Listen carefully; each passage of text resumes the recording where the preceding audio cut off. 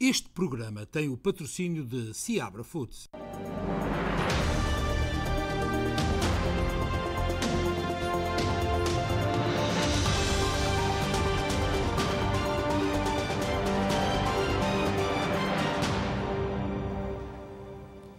Muito boa noite, quarta-feira, especial informação. Hoje, como é todos os dias habitual, temos toda a informação do dia.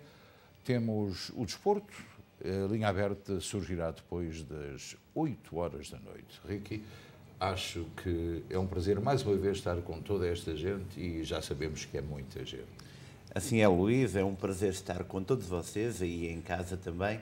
E hoje o Sporting sagrou-se campeão nacional 19 anos depois. Foi ontem. Os festejos dos adeptos leoninos aconteceram antes e depois do jogo e apesar da lei que limita concentrações na via pública a 10 pessoas, milhares juntaram-se para festejar o título. Inventem-se os estereótipos que se quiserem, mas as festas do futebol são todas elas fundamentalmente iguais. Miúdos e graúdos, homens e mulheres, todos se juntam para festejar um acontecimento especial, mas o contexto em que se celebrou este ano é que foi bastante diferente, pois vivemos numa pandemia e os cuidados são, ou têm de ser, outros. Ontem, no jogo que se antecipava que daria a vitória ao Sporting ao fim de 19 anos sem ser campeão, fez à porta fechada. Mas uma multidão de adeptos juntou-se à frente do estádio sem impedimentos, muitos sem máscaras e sem respeitar o distanciamento obrigatório. E muitos deles a consumir até bebidas alcoólicas, mesmo porque as claques montaram um ecrã gigante em Alvalade a transmitir a partida para quem ali foi chegando ao longo da tarde. Existiram até confrontos com a polícia logo ao intervalo, mas que, até agora, não motivaram reação do Ministro da Administração Interna, Eduardo Cabrita, nem as recomendações da Direção-Geral de Saúde, alertando para o risco acrescido para a saúde pública que estas celebrações representam e emitindo até um conjunto de recomendações para as autoridades locais e forças policiais. Nem o pedido do Presidente Marcelo, apelando à sensatez da população nos festejos de toda a natureza, incluindo os desportivos, já feito ao fim da tarde e minutos antes de se registarem os primeiros confrontos entre os sportinguistas em festa antecipada. Nada impediu que se juntassem milhares de pessoas, em nenhum momento dispersadas pelas autoridades.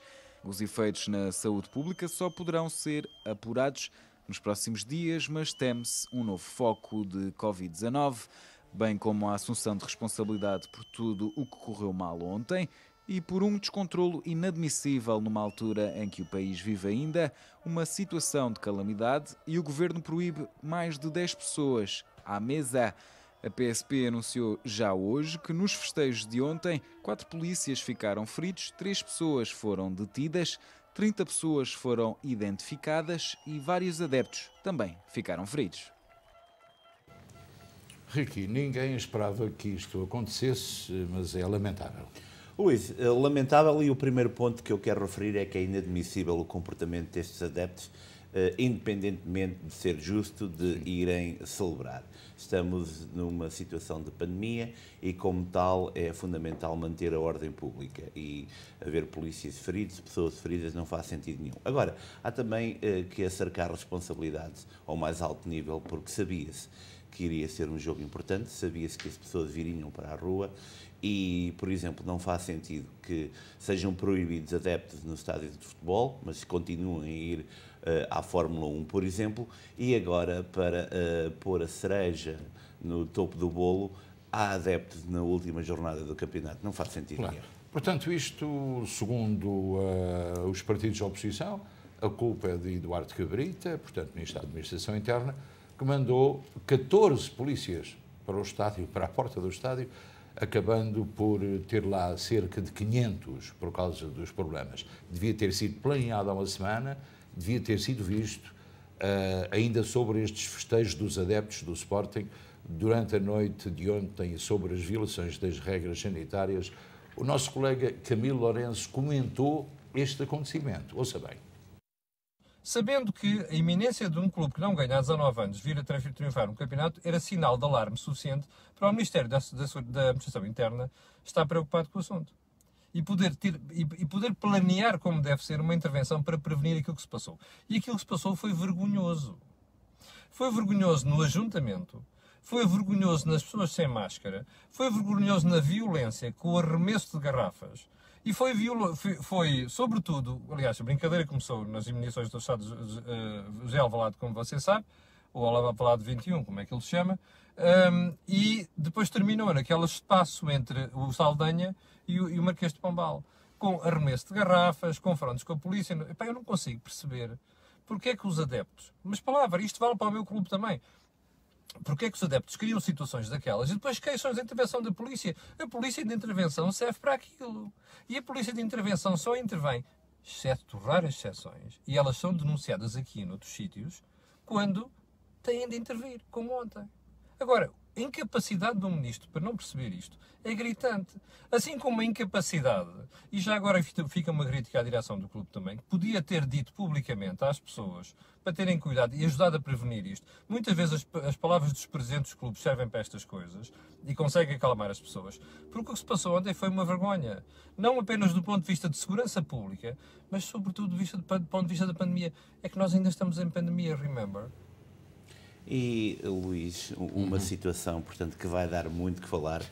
E mas sabes que uma das coisas que nós condenamos, e toda a gente condena, é ter um ecrã gigante fora do estádio, porque isso alimenta a vontade dos ajuntamentos.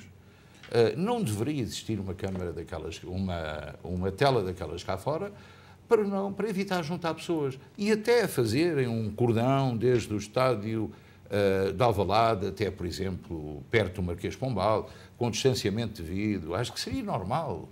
Agora, arremassar garrafas, pedras à polícia, não vejo isso como uma atitude. E a polícia respondeu da maneira que tinha que responder. Não há que criticar a polícia, há que criticar o planeamento daquilo que foi feito, do cordão de segurança que deveria ter sido montado. O Camilo Lourenço fala num ponto muito importante. Eu esperaria também que a direção do Sporting se pronunciasse de modo a acalmar os associados. Já que tem um presidente que é médico também, não é? Estou completamente de acordo. E vejo também alguns comentários sobre aquilo que aconteceu ontem no lado dos Leões, aqui em Newark. Eu devo referir que aí houve, pelo menos, medidas de segurança. Meia-culpa, se eu não usei máscara, deveria ter usado, e faço meia-culpa aqui. Agora, os cerca de 50 ou 100 adeptos que se juntaram aí viram a televisão em todo o recinto, cá fora, nós estivemos cá fora, e houve, portanto, pelo menos aí, alguma maneira de manter esse distanciamento, de ver os jogos. Vi esse distanciamento. Eu vi esse distanciamento. Portanto, meia culpa no uso de máscaras, a emoção de 19 anos chamou a isso, para a próxima não cometeremos esse erro.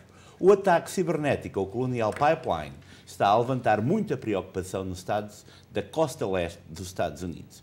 18 estados já decretaram estado de emergência. Para já, em New Jersey, os preços aumentaram ligeiramente, mas não estão ainda previstas falhas de abastecimento. 18 estados nos Estados Unidos declararam o estado de emergência devido ao ataque cibernético que interrompeu as operações no maior oleoduto do país, o Colonial Pipeline.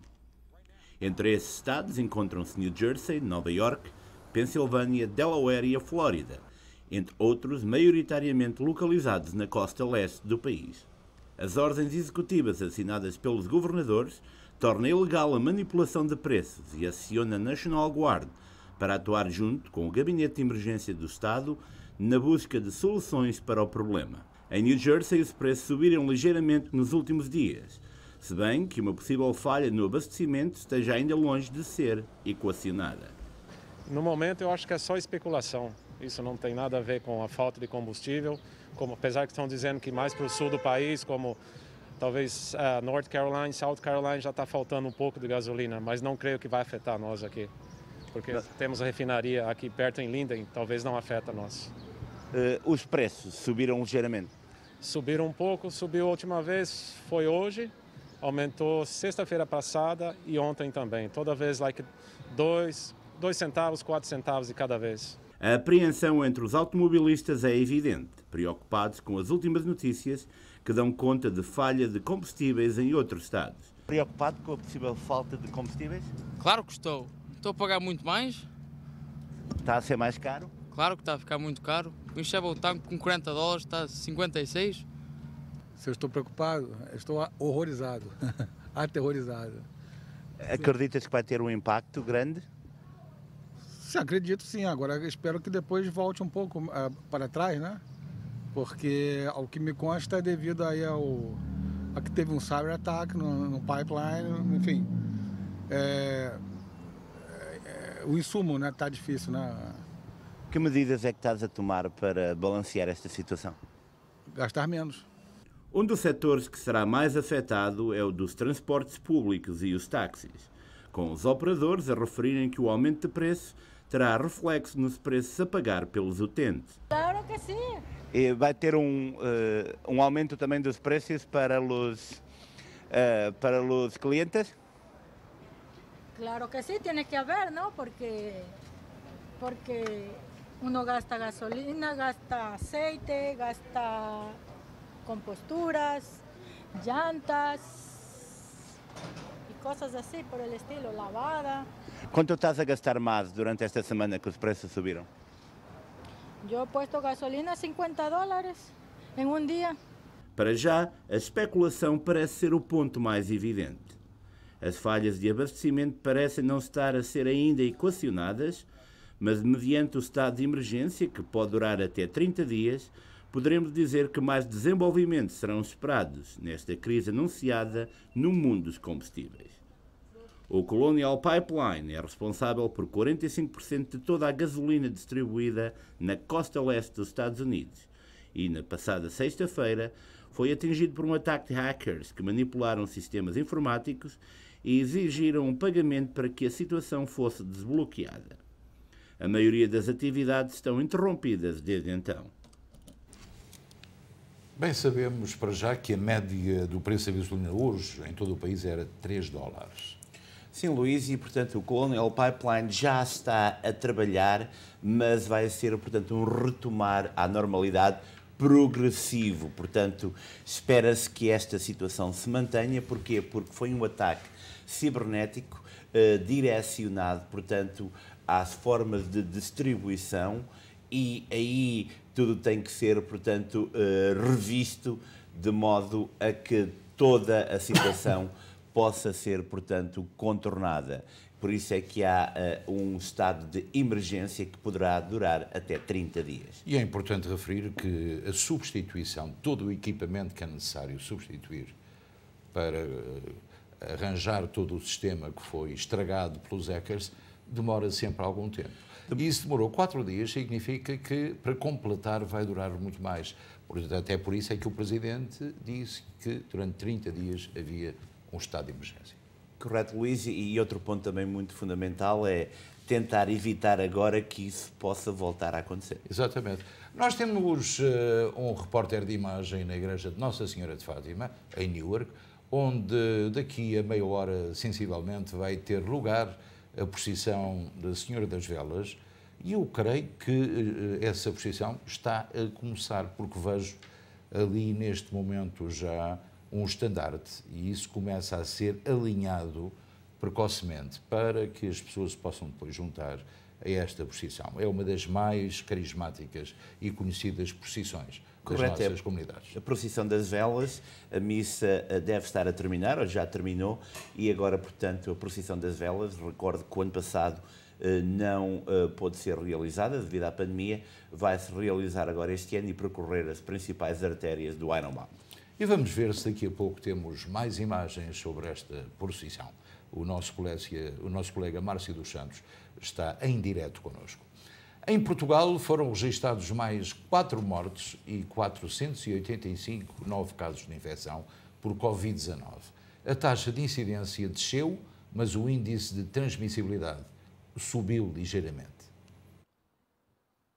Portugal contabiliza esta terça-feira mais 4 mortes e 485 novos casos de Covid-19. O boletim da Direção-Geral da Saúde revela que estão internados 248 doentes, menos 9 do que na terça-feira. Já nos cuidados intensivos, não foram registadas alterações no número de internamentos, pelo que se mantém em 71 doentes internados. Os dados indicam ainda que mais 315 pessoas foram dadas como recuperadas e que há menos 81 contactos em vigilância. Na região de Lisboa e Val do Tejo, foram notificadas 167 novas infecções e uma morte.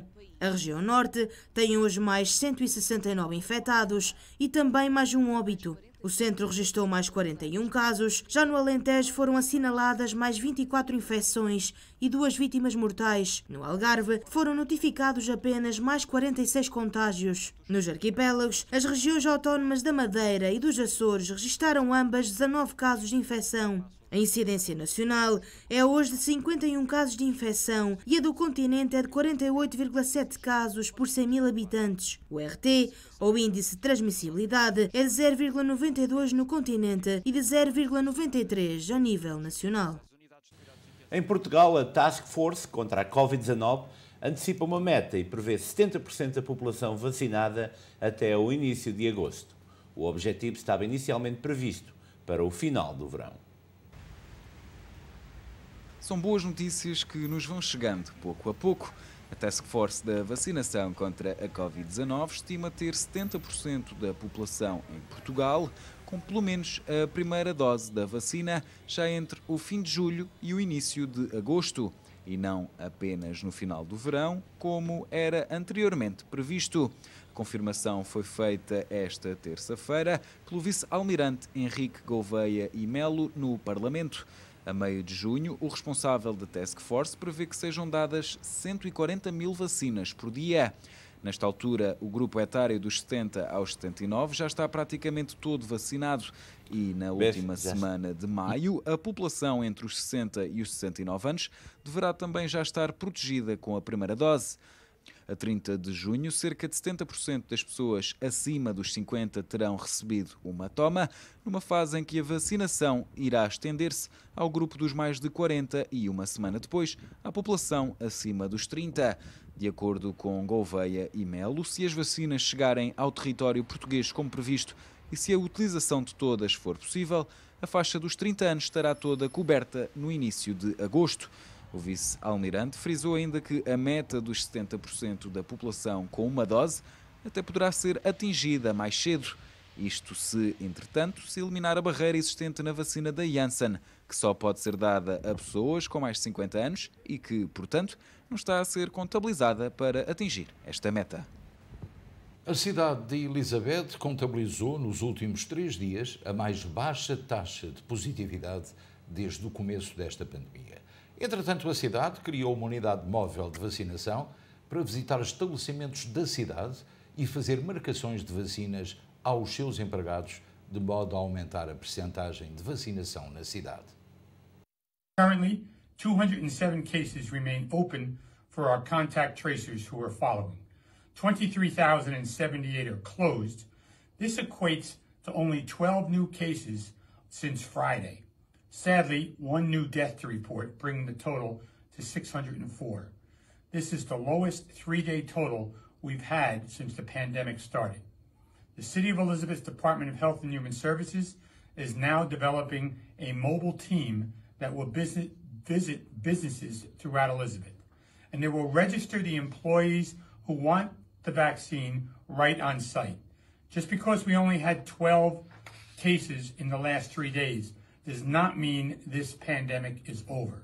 So we're going to reach right out to the businesses, the restaurants, the barbershops, the nail salons. These team members will be given identification badges and tablets to assist any individual who wants to get the vaccine, but may not have been able to sign up or may not have had the time to do it or the access to do it. So we're going to come right to your workplace. If you want us to come to your workplace, just call 908-820-4250 and we'll send a team to your workplace to register your employees. Esta unidade de vacinação é de facto uma excelente ideia, não é, Henrique? É uma excelente ideia porque vai permitir que muitos dos empregados de estabelecimentos e empresas de Elizabeth possam fazer a sua marcação. Eu recordo que está a haver muitos problemas para conseguir vacinas no condado de Union, devido, em parte, a logísticas, e isto é uma medida completamente acertada da autarquia de Elizabeth, que vai facilitar o trabalho de muita gente. Olha, Ricky, recebemos há momentos do vereador Amador uma informação que é importante para o Ironbound.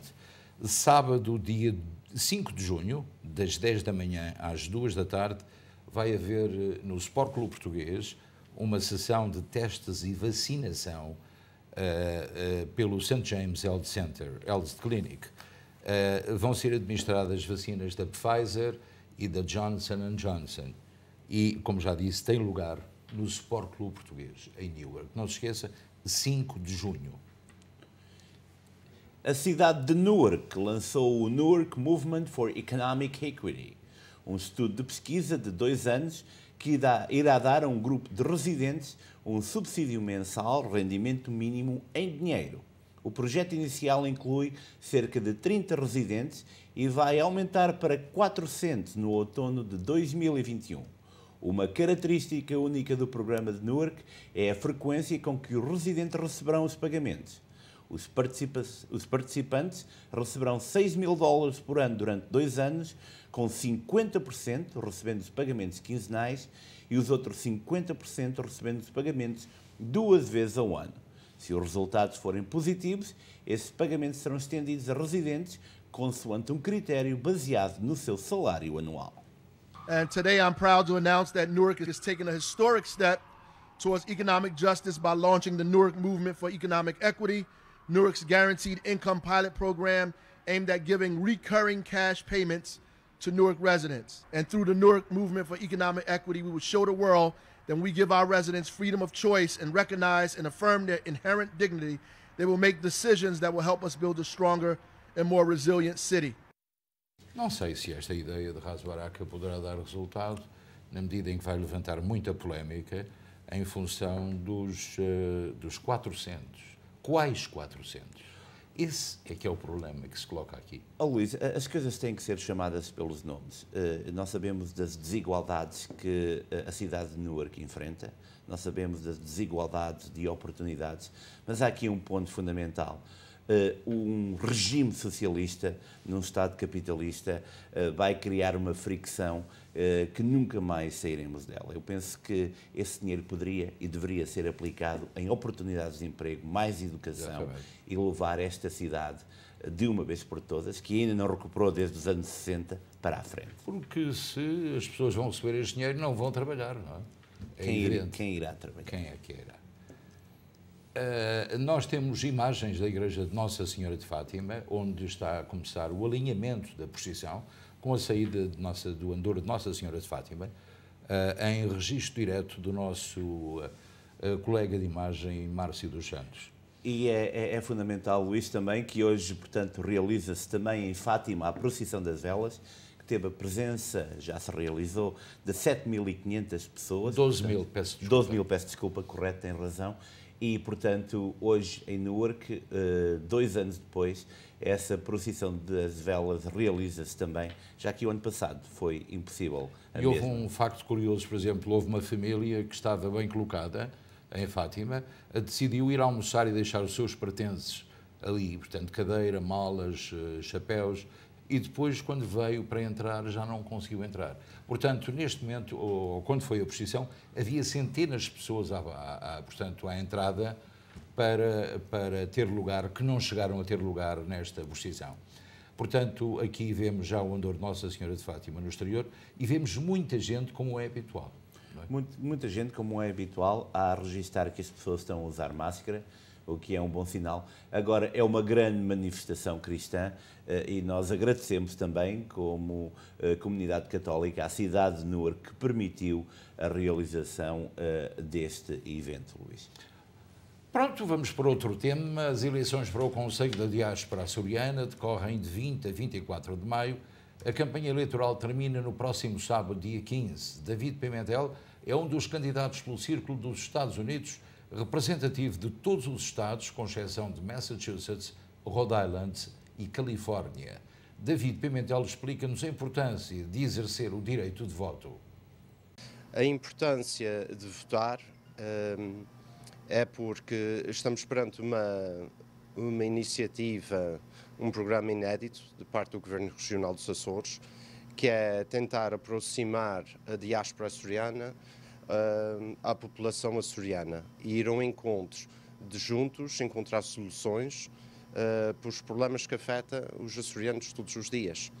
E então é importante porque há bastante debate que o número de pessoas inscritas no site atualmente são poucos em comparação ao tamanho da diáspora, mas por isso mesmo esses poucos deviam de votar para que a sua voz seja escutada e depois então das eleições passar, então começar uma verdadeira campanha de marketing para que haja um verdadeiro census, digamos assim, de toda a população e diáspora açoriana espalhada pelo mundo fora.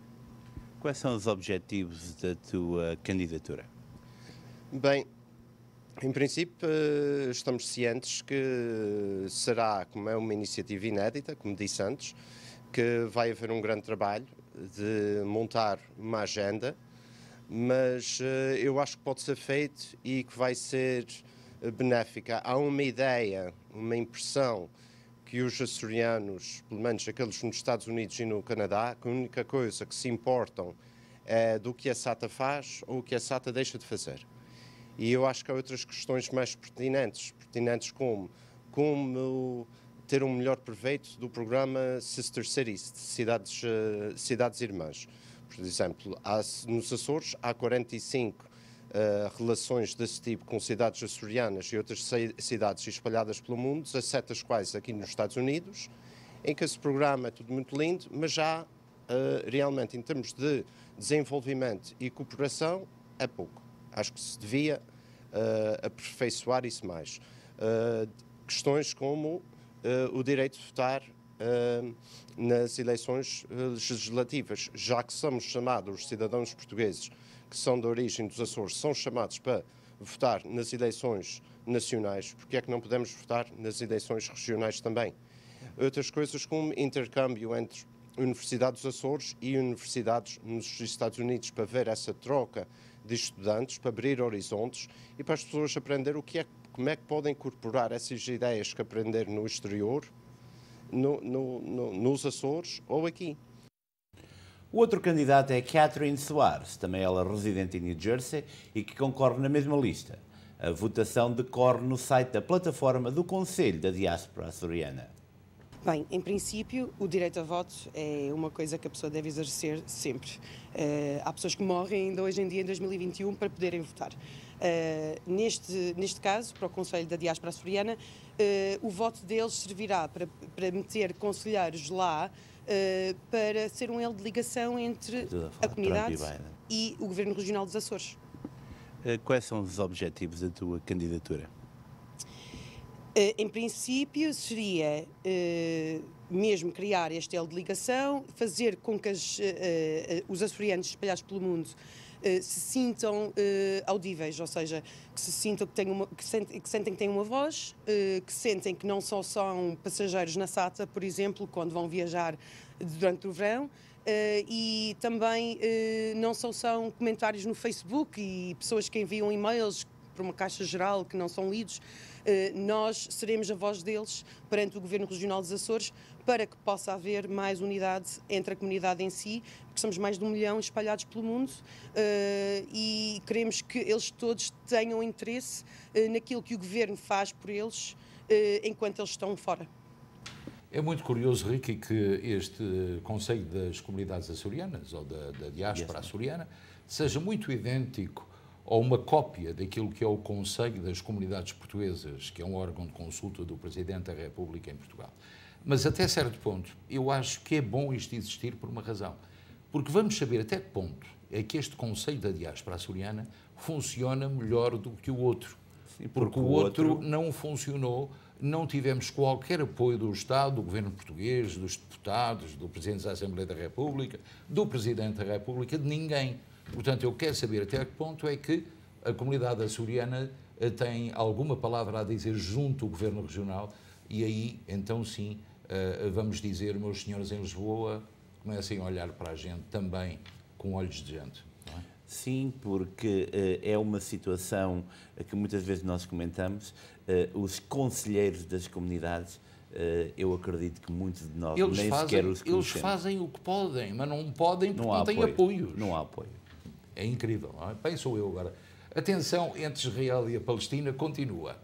Na faixa de Gaza, que tu conheces bem, um prédio de 13 andares desabou na noite desta terça-feira, depois de ter sido atingido por um ataque aéreo israelita. Um arranha-céus de Gaza desaba depois de ter sido atingido por um ataque aéreo israelita. O edifício de 13 andares foi atacado 1h30 depois dos residentes terem sido avisados e obrigados a abandonar o edifício. A situação está agora fora do controlo entre Israel e a Palestina. Na periferia de Tel Aviv soaram as sirenes. O movimento Hamas anunciou ter lançado 110 mísseis em direção à cidade e outros 100 a sul do país. O primeiro-ministro de Israel, Benjamin Netanyahu, avisa que a retaliação vai continuar. O Hamas e a Jihad Islâmica vão pagar por isto e vão pagar um preço alto.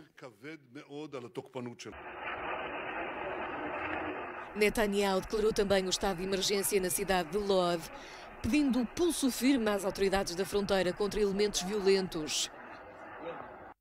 Se Israel quiser escalar, nós estamos prontos para isso. E se quiser parar, nós também estamos prontos. Se quiserem tirar a mão de Jerusalém, estamos prontos. Os mísseis provocaram um grande incêndio do lado israelita na fronteira com a faixa de Gaza. Desde segunda-feira, contam-se pelo menos 35 vítimas no conflito. As autoridades de saúde de Gaza relataram pelo menos 30 palestinianos, incluindo 10 crianças e uma mulher. Os ataques aéreos são responsáveis pela maior parte das baixas. O exército israelita está a enviar reforços de tropas para a fronteira de Gaza e já mobilizou 5.000 elementos da reserva. Estamos a caminhar a passos largos para um conflito grande no Médio Oriente, Ricky, porque o maior desde a Guerra dos 6 Dias. E é um grande problema que temos em mãos, porque tudo isto está conjugado num retorno a 2 pontos que eu considero fundamentais. Primeiro são as questões religiosas e depois é o poder inerente do Médio Oriente, nomeadamente o petróleo. E o interesse das grandes nações nesse espaço ou apoiarem o governo israelita ou apoiarem os muçulmanos, não é? Da faixa de Gaza. Bem, vamos agora ao desporto, porque há novidades. A Liga Portuguesa anunciou esta quarta-feira que os adeptos vão poder voltar aos estádios na última jornada da prova. O único requisito, obviamente para além do bilhete, é apresentar um teste negativo à Covid-19. A Liga Portugal confirmou esta tarde que a última jornada da Liga Portuguesa, marcada para o dia 19 de maio, vai ter público nas bancadas. A decisão saiu de várias reuniões levadas a cabo nos últimos dias entre a Liga Portugal e a Federação Portuguesa de Futebol, em conjunto com as autoridades de saúde pública e o próprio governo. Através de um comunicado, a Liga explica que só será autorizada a presença de 10% da lotação dos estádios, exclusivamente para adeptos dos clubes visitados, que deverão apresentar à entrada do recinto um resultado de teste negativo à Covid-19. Todos os jogos da última jornada poderão ter adeptos, à exceção de um. A partida entre o Vitória de Guimarães e o Benfica não deverá ter adeptos, uma vez que o emblema vimaranense cumprirá o segundo de 3 jogos à porta fechada, devido a insultos racistas à Marega na 21ª jornada da época de 2019-2020.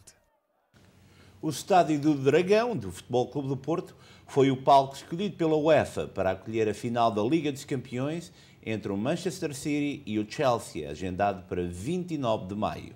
A notícia foi avançada esta tarde pelo jornal The New York Times. A confirmar-se, é o segundo ano seguido que Portugal acolhe a mais importante competição de clubes a nível europeu. Também, segundo o mesmo jornal, o anúncio oficial da mudança deverá ser feito amanhã. Portanto, já não podemos dizer que não tivemos a European Champions em Portugal, não é? Quer dizer, não participámos, mas recebemos, não é? 2 anos seguidos também prova que o trabalho está a ser feito corretamente E nós estamos aqui para criticar, mas também para aplaudir. Porquê? Porque se Portugal é escolhido, quer dizer que o país... Somos um país seguro. Um país seguro, condições para que isso aconteça. Claro, vamos agora exatamente saber o valor do dólar em Portugal e do real no Brasil e vice-versa. 0,8250, 1,2119 para o euro. O real 5,23 e já esteve melhor, e 0,19 para a venda. E agora vamos saber qual é a previsão meteorológica para as próximas horas e para os próximos dias, porque a Catarina Rebimbas fez um esquema hoje muito acurado sobre a situação meteorológica nessas comunidades. Vamos ver. Na meteorologia, para amanhã está previsto céu parcialmente nublado para Newark, com 71 graus de máxima e 49 graus de mínima. Nova York também com céu parcialmente nublado, 70 graus de máxima e 51 graus de mínima. Boston com céu parcialmente nublado, 68 graus de máxima e 51 graus de mínima. Hartford com céu parcialmente nublado, 71 graus de máxima e 46 graus de mínima. Danbury também com céu parcialmente nublado, 68 graus de máxima e 45 graus de mínima. Miami com trovoada, 86 graus de máxima e 74 graus de mínima. Palm Coast também com trovoada, 73 graus de máxima e 62 graus de mínima. Los Angeles com céu parcialmente nublado, 72 graus de máxima e 59 graus de mínima. São Francisco com céu parcialmente nublado, 55 graus de máxima e 49 graus de mínima. E são estas as previsões para amanhã, quinta-feira. Muito bem, Catarina, agora vamos para exatamente acabar com o Espaço Notícias, não é? Correto, Luís, vamos regressar dentro de momentos com a linha aberta. Fico por aí, nós já voltamos.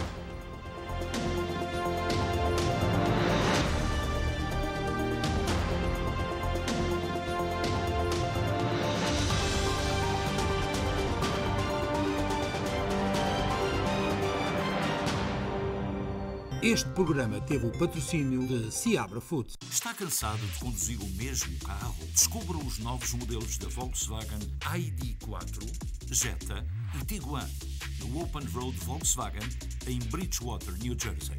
No Open Road Volkswagen em Bridgewater também fazemos a revisão do seu veículo com mecânicos qualificados e experientes. Ainda não sabe qual será o seu novo carro? Não se preocupe, because life is an open road. Mantenha-se fiel à tradição do Teixeira's Bakery, a mais tradicional padaria-pastelaria portuguesa dos Estados Unidos. Não se esqueça do pão caseiro, pão de Mafra e transmontano e regional, pão francês, a deliciosa broa e ainda os doces minhotos como as roscas, o nosso café expresso e os nossos deliciosos pastéis de nata de Belém. Tome o seu pequeno almoço no Teixeira's Bakery, a tradição à sua mesa, na Ferry Street com a Van Buren e na Magazine com a Cosset em Newark, New Jersey. A MAP Restaurant Supplies é uma empresa especializada em equipamento para hotelaria e restaurantes. Em Newark, esta empresa familiar está apta a fornecer-lhe ideias para os seus projetos, por mais complexos que sejam, e uma gama variada e diversa em mais de 30 mil pés quadrados de espaço. Entregas em 24 horas para muitos dos artigos que temos em armazém. MAP Restaurant Supplies. Tem pessoal que fala inglês, espanhol e português para o assistir melhor. Contacte-nos. Estamos abertos ao público. Os grandes trabalhos de demolição e concreto têm um nome: Glowtrack Builders, uma empresa luso-americana que conta com profissionais de altíssima qualidade para os trabalhos de construção mais exigentes. Contacte Glowtrack Builders. Fale com Miguel Seixeiro no 2081 MacArthur Highway em Newark, ou então pelos telefones 973 412 7100 ou 973 494-3597. Glowtrack Builders. Estes são os especiais licores do Seabra Foods de Kearney, New Jersey. Quinta do Val, vinho branco ou tinto, 5,99. Vinha da Urze, tinto, 7,99. Muralhas, vinho verde, 6,99. Sangria bacana tinta ou branca 7,49. Coral, cerveja mini 24 garrafas 15,99. Mariquinha, ginja 18,99. Gin de blueberry ou cereja 28,99. Estes são os especiais licores do Seabra Foods de Kearney, New Jersey. Sabe bem pagar tão pouco, mas sabe mesmo.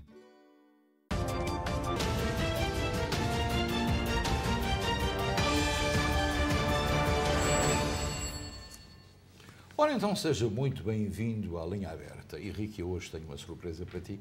Tu ontem tiveste o cuidado de me oferecer uma camisola e um cachecol do Sporting e eu hoje trago uma gravata com verde, com amarelo e vermelho, que é as cores da bandeira nacional. O azul é só por uma questão de preço também pelos nossos telespectadores do Norte. Não é? Obrigado. No final do programa vou-te a roubar, que é para ver se eu começo a usar gravata. Seja bem-vindo à Linha Aberta. Já sabe que pode falar connosco através do 973-264-1462. Não se esqueça de baixar o som da televisão e falar apenas pelo telefone. E pelo telefone já temos um telespectador em linha. Muito boa noite, Linha Aberta. Boa noite. Olá, boa noite. O meu nome é Emanuel. Eu só quero fazer uma pergunta. Diga. Eu recebi uma carta do 10.400 $. Então falaram para mim não, na carta veio, em 7 dias, se você não receber o cheque ou o debit card, chame para nós. Só que terá de chamar, ninguém atende o telefone. Pois, mas já recebeu ou não? Não recebi, não. Então tem que continuar a tentar. Ok, que número é que está a contactar? Como assim? O número é o número que estava na carta? Sim, o 1800 919-9835? Exatamente, é esse. Ok, o senhor tem que tentar ligar por volta cedo, eu diria às 7 da manhã, ou então mais para o final do dia, 8 da noite, sensivelmente. Porquê? Porque em horário nobre, 9 às 6 da tarde, o congestionamento é tremendo. Eu lembro que ainda estão a ser emitidos cheques e pagamentos. E os funcionários estão a trabalhar de casa. Portanto, eu hoje falei 2 vezes com eles. É isso. Portanto, faça isso. Tente de manhã e ao fim do dia. Está bem? Obrigado, boa noite. Grande abraço. Mais uma chamada telefone. Antes da chamada, Ricky, fala-me do Dia de Portugal em Elizabeth. Assim, amanhã iremos apresentar toda a informação com Maria Almeida, a Presidente da Comissão do Dia de Portugal, mas para já sabemos que no dia 4 de junho vai haver a cerimónia do içar da bandeira, restrita a cerca de 50 pessoas. No dia 5 de junho acontecerá uma parada automóvel, portanto só para veículos automóveis. A missa do Dia de Portugal vai se realizar na Igreja Nossa Senhora de Fátima no dia 10 de junho, Dia de Portugal e das Comunidades e de Camões também, às 7h30 da noite, já que não haverá missa na Catedral em Newark. Claro. Muito bem, já temos mais informação. Vamos a mais uma chamada telefónica. Muito boa noite, faz favor. Sim, boa noite. Olá, como está? Tudo bem? Boa noite, Luís. Boa noite, Ricky. É Carlos Correia. Boa noite. Então, o que é que tem para nos contar? É o seguinte, com respeito à situação de ontem do Sporting ser campeão, quero desejar desde já os parabéns ao Ricky e voltamos à mesma situação dos testes. Eu tenho nem 1, nem 2, nem 3, tenho 6 amigos que estão em Portugal e 3 deles estão a viajar agora para a América. E voltamos à situação dos testes. Eles tiveram, eu sei, 3 deles estiveram no Marquês e estão a viajar para cá. Eles tiveram que fazer testes antes. Quando é que nós vamos parar com isto? Vamos ter o teste antes de viajar. Olha, há alguma razão naquilo que me está a dizer, porque de facto são as tais 72 horas, mas antes das 72 horas, nesse espaço, muita coisa pode acontecer. Muita coisa pode acontecer, por isso é que nós referimos que quando chegar cá deve fazer, portanto, o teste novamente. Eu devo informar que eu fiz hoje o teste de manhã e espero daqui a 3 ou 4 dias fazer o teste novamente para ter a certeza que está tudo bem, mesmo estando vacinado. Embora façamos aqui no nosso estúdio testes semanais, não obstante estarmos todos vacinados, mas não custa nada jogar pelo seguro, portanto é importante que as pessoas... Diga. Luís, ninguém está a impor em causa isso. eu continuo com a mesma situação. Isto está a ser um negócio muito grande para toda a gente ganhar dinheiro. Claro. É isso que eu estou a acreditar. Completamente de acordo, Carlos, contigo. Ok, Carlos, muito obrigado. Hein? Um grande abraço, obrigado. Pois, este telespectador tem toda a razão. E, aliás, não é nova esta notícia, porque já tínhamos falado nisto muitas vezes. A pessoa precisa de 72 horas, mas naquele intervalo, se estiver infectado ou for infectado, automaticamente transmite para outro país, neste caso Portugal ou os Estados Unidos, o resultado dessa positividade. Por isso é que há, portanto, um período de incubação e depois há um ponto. É quantos países é que têm quarentena? Isso deixou de existir há muito tempo. A Direção-Geral de Saúde disse hoje que 4 pessoas infectadas na manifestação de ontem do Sporting vão infectar mais 12. Portanto, cada pessoa infectada. Portanto, é importante ter isso em consideração, porque ele diz que se sentir mal ao fim de 3 dias, o mínimo entre 2 e 3 dias, é sinal que está infectado. Portanto, tem que ter muito cuidado. Isso foi dito hoje por um especialista. Mais uma chamada. Muito boa noite, linha aberta. Boa noite, Sr. Luís. Boa noite, caro amigo. Então. Tudo bem? Tudo bem, muito obrigado. E o senhor? Tudo bem? Eu queria fazer uma pergunta. Diga. Sobre as viagens para Portugal, porque eu queria levar os meus netos comigo, não é? Então eu fui hoje para... E não, marcar os bilhetes e disseram que eles, como eu, provavelmente não podem ir comigo porque não tem meu apelido. Mas, por exemplo, eles podem dar uma autorização. Eu queria roubar lá 6 semanas que eles querem irem. Agora é como se quer ser, porque a viagem, a agência das viagens diz que provavelmente que eu não os posso levar comigo porque não tem meu apelido. Ok, 2 perguntas. Portanto, eles são filhos da sua filha, a sua filha é portuguesa, correto? Ou o seu filho? Yeah. Eles têm... Vai viajar com a TAP? E é suposto viajar com a TAP, yeah. Ok, deve contactar, portanto... Primeiro, que idade é que eles têm? 9 anos. Portanto, tem que ter uma autorização dos pais para que possam viajar consigo e depois tem que reconhecer também, através do consulado, por certidão de nascimento, que são seus netos. Se são portugueses, direito, a sua filha, poderão viajar consigo. Sem qualquer problema. Está a entender? E como é que eu posso, por exemplo, aprovar ir ao consulado? Tem que aparecer. Quando é que o senhor viaja? Eu estou a pensar em viajar em julho, a 20 de julho. O mais depressa possível, não é? 20 de julho. E vive aqui na área de Newark? E é sim. E vai sair aqui do aeroporto de Newark, correto? Correto. Tem a certidão de nascimento da sua filha? Tem. Tem a certidão dos seus netos que provam que é filha deles, mas que tem o apelido do pai. Tem esses documentos todos e não deverá ter qualquer problema com a TAP. Eu diria mesmo que deve chamar diretamente a TAP para clarificar qualquer assinatura para ser reconhecida, se é necessário. Eu penso que não. E há mais uma promessa. Amanhã nós vamos lhe dizer com toda a certeza como é que deve proceder, porque amanhã contamos conversar com o Cônsul-Geral de Portugal em Newark, a quem vamos fazer essa pergunta. Está certo? Está bom, Sr. Luís, Sr. Henrique. Muito obrigado, então. Boa continuação do programa de vocês. Muitíssimo obrigado. Estou o programa e estou orgulhoso do seu programa aqui. Muito obrigado. Porque acontece que muitos telespectadores têm este problema.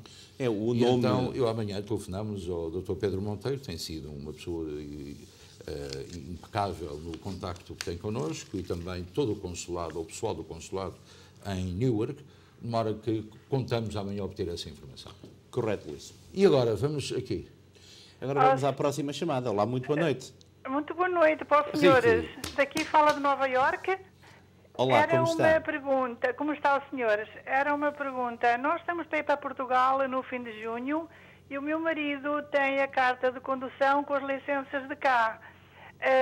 Não há problema ele conduzir lá até aos 4 meses, ou o que é que pode fazer? Está tudo bem? Até 6 meses está completamente à vontade, então sem qualquer problema. Tá bom. Agora, só uma pequena pergunta. O cartão de cidadão do seu marido tem a direção aonde? É de lá, é de lá. Tem problema. Esqueça-se dela em casa, guarde-a na mesinha de cabeceira. Use apenas o passaporte e a carta de condução daqui, está bem? Ora, muito bem. Outra pergunta, Sr. Luís. Nós temos o nosso cartão de cidadão com a direção de lá de Portugal, mas nós passamos mais tempo cá nos Estados Unidos. Pois. Será que não há problema se a gente mudar para a direção de cá? Até deve mudar, porque é isso que a lei diz. Se passa mais tempo aqui, muda a direção para aqui, não custa nada. Se um dia for para Portugal de vez, muda a direção para lá. É legal. Pois, mas assim, eu só queria saber era se a gente mudar para a direção de cá, se a gente tiver lá em Portugal qualquer problema, se podemos ir ao hospital, se temos descontos com... E não. Tem toda a informação, tem direito a seguro médico, sim. porque é português de direito, tem toda a informação sem qualquer problema. Muito Portanto, bem, esteja à vontade, só para conduzir é que tem esse problema. Mas não mostra o cartão de cidadão. Está bem? Ok, mas pode lá conduzir até 6 meses. Pode. Muito bem, muito bem. Prazer em ouvi-la, muito obrigado. Boa noite e obrigada. Obrigado também. Boa noite.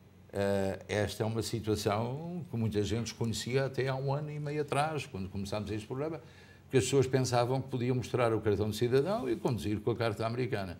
A apreensão de automóvel, de veículo, multa de mais de 600 a 400 euros e uma grande chatice. Uma grande chatice, não o faça.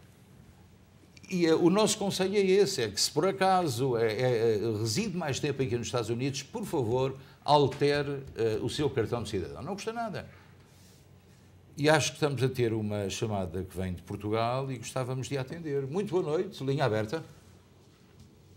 Caro amigo Luís Pires, aqui fala-lhe o João Gouveia desde... Olha o meu querido amigo João Gouveia, que foi chanceler do Consulado de Portugal em Newark.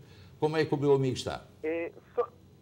Tudo bem, só Ótimo. quero dar um abraço neste tempo de pandemia, agora mais suave, felizmente, não é? E dizer-vos que vocês são também a pérola da comunicação que nos mantém ligados a todos, da nossa comunidade. Claro. E eu também, aqui à distância, tento acompanhar sempre com muita saudade e muito apreço. Um grande abraço para vós, continuação do excelente trabalho que têm feito e que eu também, de alguma forma, aqui vou tentando acompanhar e, às vezes, enviar-vos algumas dicas que certamente vocês... Já recebemos e utilizamos com muito gosto. João, muito obrigado. Olha, um grande abraço. Espero que a temperatura na Madeira esteja agradável. Esperamos que a temperatura na Madeira esteja agradável. E um grande abraço, porque temos saudades tuas. Está bem? Um abraço. Portanto, o João Gouveia foi chanceler aqui em Newark, como disseste muito bem, e era um elo de ligação muito importante também entre a comunidade portuguesa e os meios de comunicação, porque tínhamos muita informação também, como temos agora. E continua a dar essa informação, o que é sempre bom. E o que temos agora, Ricky? A próxima chamada... Penso que é a última. Olá, muito boa noite. Bom trabalho, como sempre. É um prazer a vossa informação. Mas como cidadã aqui aliás, residente aqui do nosso Ironbone, há uma questão que já me deixou um pouco alerta esta noite. Então estão pensando fazer ajuda para casos de 400 casos, ok? Para pessoas com dificuldade. Ok. E qual será o critério disso? Então, em vez de alcançarem trabalho, em vez de levantarem a economia, para que isto vá para a frente, eu fiz essa pergunta. Eu fiz essa pergunta. A quem é que eles vão distribuir esses subsídios? E quanto é que os senhorios vão pagar de aumento de impostos prediais? Também não sabemos ainda. Exato. E tudo o que está a vir por trás. Exatamente. Há muita gente com dificuldades e eu creio que a maioria dos sem-abrigo são aqueles que têm essas dificuldades. Portanto, esse dinheiro poderá ir parar aonde não deve. Algo para pessoas que têm necessidade de apoio. Sim, claro. Não desses que também se entregam à bebida e que não querem fazer nada. E não só. À bebida e não só. Pois, eu já vou por aí. Já viu? Que sentido é que tem? Para onde é que está a ir esta sociedade? Só esperamos é que eles entreguem famílias que precisem, não é, Ricky? E o problema, portanto, desse rendimento mínimo é que com $6.000 ao ano, Qual é a margem de futuro que uma família pode ter? Um casal a receber esse dinheiro, que tipo de educação é que poderá dar aos seus filhos para que amanhã esteja numa melhor posição? Claro. Por isso é que eu continuo a dizer que investir em trabalhos, investir em educação... E em infraestruturas também. Infraestrutura seria... Infraestruturas. Claro. Em habitação. Estamos a passar por um período também crítico a nível de habitação. Exatamente. Tem toda a razão. Olha, é um prazer imenso e continuem a levantar estas questões, não é? Em algum lado. Desde ontem, desde que o Sporting ganhou, já começámos a levantar a poeira. Mas essa poeira obrigado. Parabéns ao Sporting. Muito obrigado. Parabéns também. Muito obrigado. Vamos fazer um pequenino intervalo, vamos voltar já a seguir. Costa del Sol, o local perfeito para momentos inesquecíveis. Reserve para os mais diversos eventos, casamentos, batizados, festas sociais. Um espaço repousante e tranquilo. Amplo parque de estacionamento. Profissionalismo e experiência ao serviço dos nossos clientes mais exigentes. Costa del Sol. E aproveitamos para cumprimentar todos os nossos telespectadores que estão a ver-nos no Facebook e a comentar, entre eles e connosco, algumas das questões que mais lhe interessa. Haverá algumas que amanhã terão que ser debatidas por nós, mas e que são interessantes. Sobretudo uma da Gina, que me enviou há pouco, e é muito importante esta questão. Mas fica para amanhã. Agora, rapidamente, vamos aos aniversariantes, aqueles que superam as velhinhas todos os dias quando fazem anos, e toda a gente bate palmas, canta os parabéns a você, etc. Vamos lá, então, e são 3 hoje.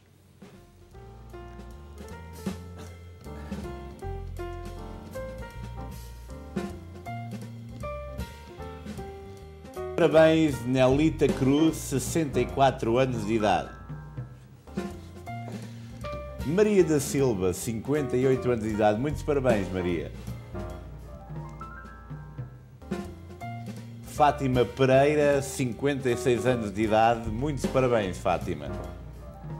Muitos parabéns. E agora também os parabéns que são devidos diariamente e com muito encanto, com muito prazer, com muito gosto, a todos aqueles que se juntaram através do casamento e que hoje fazem anos de casados. Vamos então a eles, são 3 aniversários de casamento. Parabéns, Irene e Dani Marques, 21 anos de matrimónio. Muitos parabéns, Irene e Dani Marques, 21 anos, 4 para as bodas de prata. Exatamente.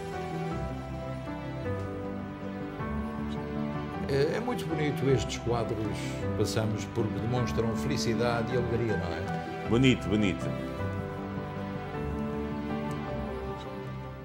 Agora, Maria Virgínia e José Agostinho, 48 anos de matrimónio. Estamos a 2 das bodas de ouro agora e aí está a mesma cumplicidade 48 exatamente. Anos depois. Cumplicidade é muito importante nestas ligações matrimoniais.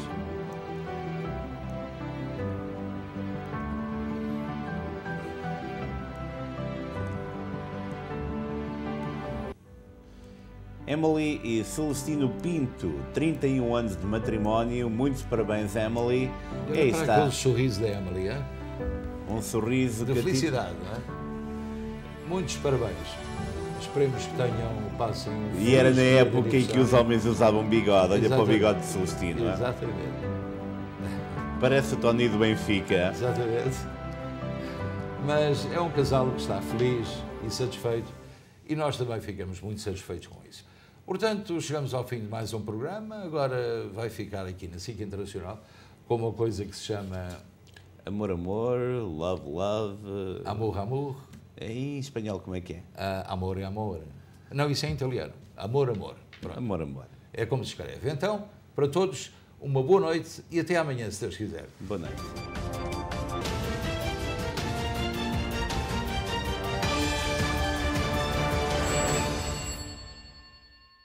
Este programa teve o patrocínio de Seabra Foods.